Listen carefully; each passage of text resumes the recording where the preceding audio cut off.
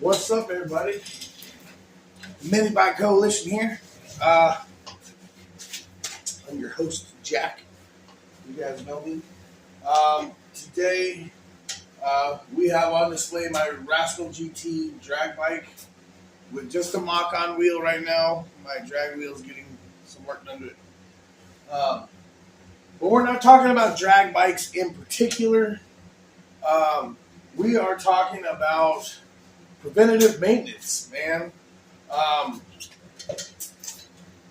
So this is y'all's public service announcement, PSA for preventative maintenance.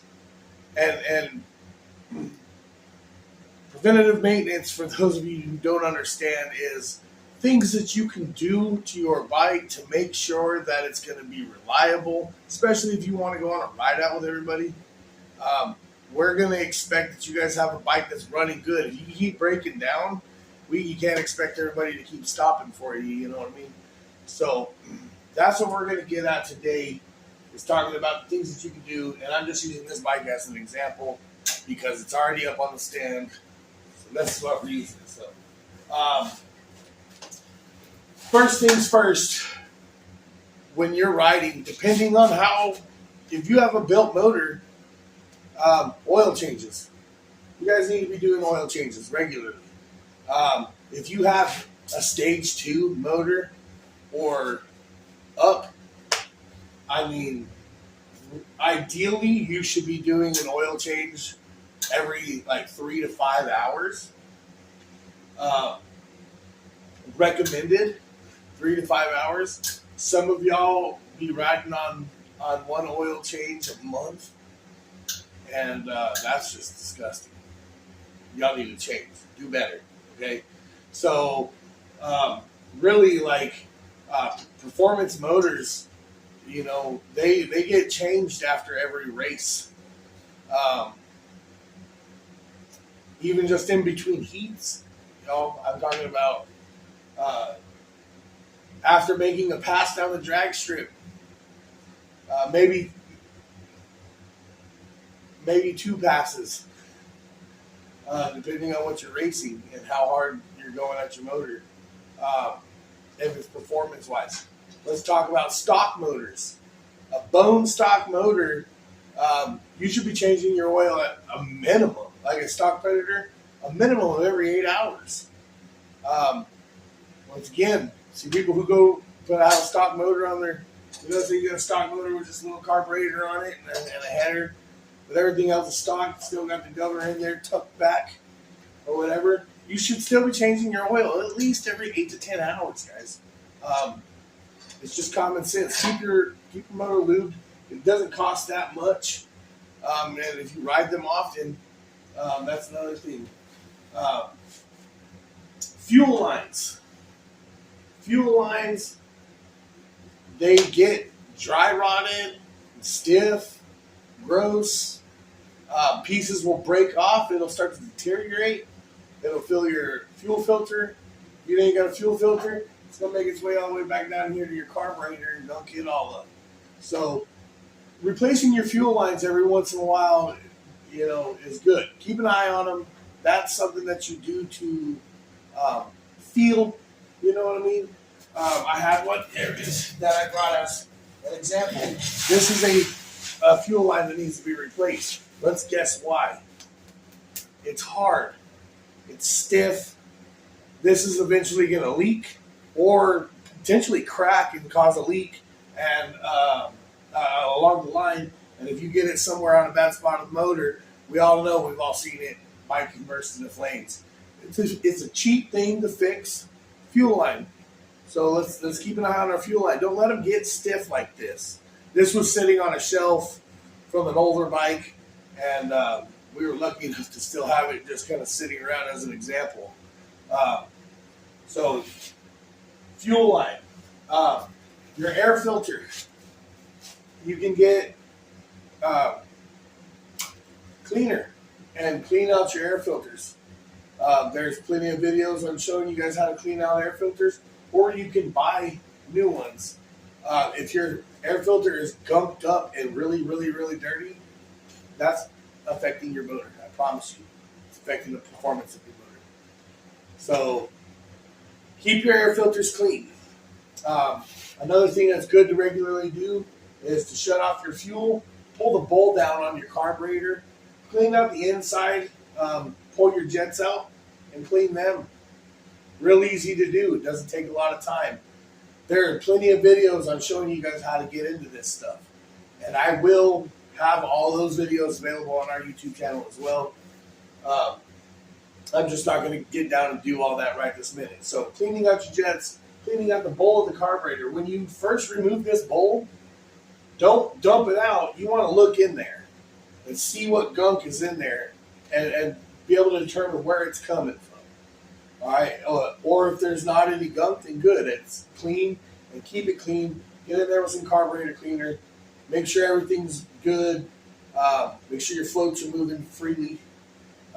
Put it all back together, making sure that your sealed gasket is in place and going around and slowly tightening them down so that you create a good seal, not to make any leaks come from the carburetor again. Another thing people neglect is your throttle cables. Y'all, this is a simple thing as well. I'll see a lot of people have failures because throttle cables will flop out and they'll ride like this with the cable out, and it'll cause fraying. And if your cable's frayed up, it can cause your throttle to stick, not work properly, or snap in the middle of a ride. And that sucks because then you're pulling your throttle just to get home, you know what I mean? The bearings on your wheels. You can pull this nut off, pull the bolt out, and there's bearings here. You can pop the little cover off on those and grease them bad boys. You don't have to replace them all the time. If you keep them greased up and they're good, then you won't have any problems. That can cause some issues on the road. A lot of guys I know have had that problem as well. On both wheels, checking your brake pads. Being sure that you have enough brake pad that your caliper is lined up, not causing any problems. Check your brake pads as well. Also with that, making sure you have proper brake fluid or that your brake cable is not frayed or broken or causing any hangups, because you don't want to be able to not stop. That's bad. Check your sprockets, y'all. Come around here to the other side. We want to keep an eye on your sprockets. The sprockets have a lot of bolts to them. 12 to be, in fact, if you're running any kind of split sprocket. You got to keep an eye on them. They can back out, vibrations. Sometimes we use a little bit of blue Loctite. But your teeth will get wore out and wore down. And once they start getting wore out and wore down, you replace that sprocket. Super easy to do. Make sure your bolts are tight on it. It's the sprocket, guys. They wear out. Replace them every once in a while. Now that we're on this side, let's talk about the chain. The chain is one of the biggest things that get neglected in mini bikes. I swear, I see you guys all the time. I'm not calling everybody out by name, but y'all's chains be looking like they got arthritis. That's what I call it, arthritis. When you see the chain and it's bundled up and it's not looking like this, you'll see the kinks in it. So you don't want your chain to have arthritis. You keep this thing oiled up. You oil it before a ride. You do it during a ride if you can. If you got the stuff to do it and you're out on a long ride out or something, oil it. If you're out just running the track, oil it in between rides, in between sessions on the track or whatever. Keep your chain oiled and lubed. Same with your clutch. There's a bushing. There's a video on my YouTube as well where we pop open the clutch and we oil the bushing and put it back together. You want to keep your bushing on your clutch oiled. If you're running a torque converter, you need to make sure that your back plates on your torque converter are aligned. Torque converter to the driven pulling into the converter itself. You need to make sure that those back plates are aligned, that you have oil on your bushing if you're not running a bushing on it. There's this and that's about it, so we won't even get into that. Making sure those back plates are aligned is detrimental. I mean, it could be off ever so slightly. you're going to whip out a belt in 30 minutes and it'll shred. You need to make sure that they're aligned, otherwise it's not going to run right. You're going to keep shredding belts. It's going to put more wear and tear on your motor than you need to. Also checking the bearings and bushings on your torque converters as well. They have to be maintained. A bolt check all over on the bike after every ride, before rides, is unnecessary, a must. Every single bolt on the bike, the motor, you want to go around and check it. Don't be cranking down on your head bolts and stuff. Those are torqued to spec. You only need to mess with those if you're taking the motor apart. I'm talking about motor mount bolts, your wheel bearing bolts, your brake bolts, your neck bolts, handlebars, all of your brake mountings, everything. You want your foot pegs, whatever, if it's bolted on, you need to check the bolts on your frame. Do not let them fall off during your ride. It's something super simple. So these are a few things to keep checking on. Air pressure on your tires. All right, it's real simple. It's on everybody's tire. Every tire you get, you'll have a rating for air pressure. Follow that. If you're racing, you know how to do your tire to the race specs per whatever performance you're running. If you're racing, you understand some tire pressure, and if you don't, ask somebody. We'll tell you. Exhaust bolts come out a lot, so that's something I would check on your bolt check. Let's see, another one. Fuel. Make sure you guys got fuel in your tanks on ride outs, man. Running out of fuel is just, it's something so simple. So yeah, after running for long periods of time, if you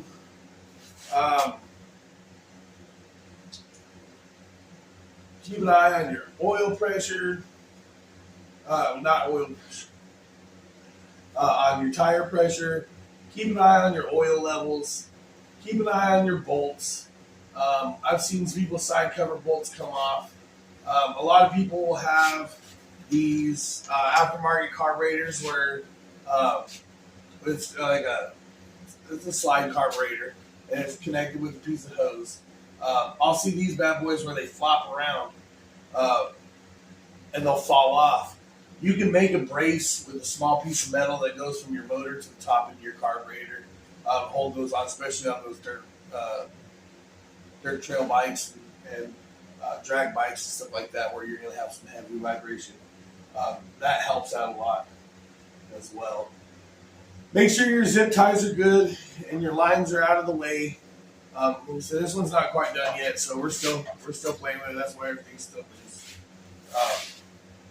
It's just little bits of maintenance like that is going to make a big difference in your ride and how you guys enjoy your ride. Because if you have to stop every 20, 30 minutes to fix your bike and you're stopping the whole crew, you know what I mean? You don't want to be that guy. So don't be that guy. Or gal. Gals, work on your bikes too. Come on now. So preventative maintenance, guys. It's important. Do it. Please do it. For those of us who have to stop all the time and help you fix your bikes, please do it. I guess that's about it for now, y'all. We got some more stuff coming up. So drag racing and trail racing. And then we have a couple camping trips where we're just having a little mini madness-ish. So come check us out, man. Green Bike Coalition out.